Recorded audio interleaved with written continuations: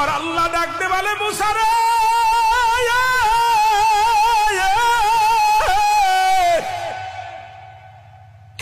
ওই খুড়া ব্যক্তিরে বলে দে আমার শুকরিয়া আদায় করার সঙ্গে সঙ্গে আমি আল্লাহ এত খুশি হয়ে গেছি রে, এরে আমার প্রশংসা করার সঙ্গে সঙ্গে আমি আল্লাহ এত পরিমাণ খুশি হয়েছি, আমি আল্লাহ পিছনের গুনাহগুলো মাফ করে দিছি, ওই ঘোড়াটারে আমার জান্নাত দান করে দিলাম।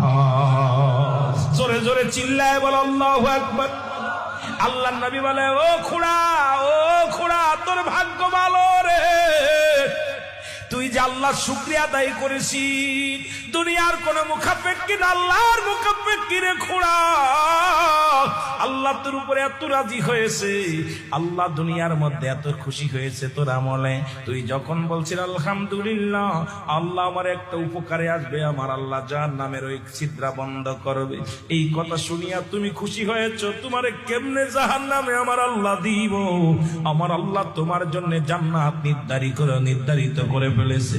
জোরে জোরে চিল্লায়া বলা যাবে না মারহাবা। ছাত্র মানুষ হয় শিক্ষকের কাছে, সন্তান মানুষ হয় মা বাবার কাছে, আবার তুমি মানুষ দিয়া মানুষ বানাও, সবকিছুর মালিক তো তুমি থাকো কোন জায়গায়? তোমার একটা জায়গা আছে, সেই জায়গাটার নাম হলো মুমিনের খলক, মুমিনের সিনা। এই মানবদের 6 লতিফা, 1 লতিফার বাড়ি জানো না? কোন লতিফার বাড়ি কোথায় গো? এগুলো যদি জানতে পারো মুসলমান, তবে মাওলার সন্তান পাবে, আর মাওলার সন্তান দিয়ে পেয়ে যাবে দুনিয়া আখিরাত সে কামাই করে নিবে। জোরে জোরে চিল্লায় বল আল্লাহু আকবার।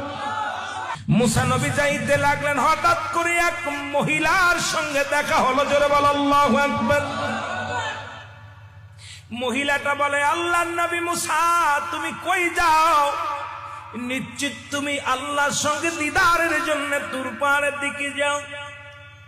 মুসা নবী কয় মাগো আমি যাই আমার মওলার দিদারে।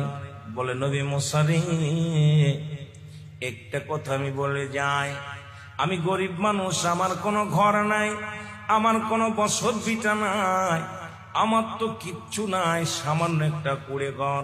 তোমার আল্লাহরে বলো আমি কি আমল করলে ধনী হতে পারবো, কি আমল করলে এই দুনিয়ার মধ্যে আমি কি আমল করলে বড় লোক হতে পারবো, কি আমলটা করলে ধন সম্পদের মালিক হতে পারবো, তোমার আল্লাহর কাছে একটু জিজ্ঞাসা এসো। নবী মুসা কয় মা গো আমি যাইতেছি আল্লাহর দিদারে, আমি শুনে আসবো কি আমল করলে আপনি ধনী হবেন। মা গো একটু ধৈর্য ধরো, আমি দিদারে যাই।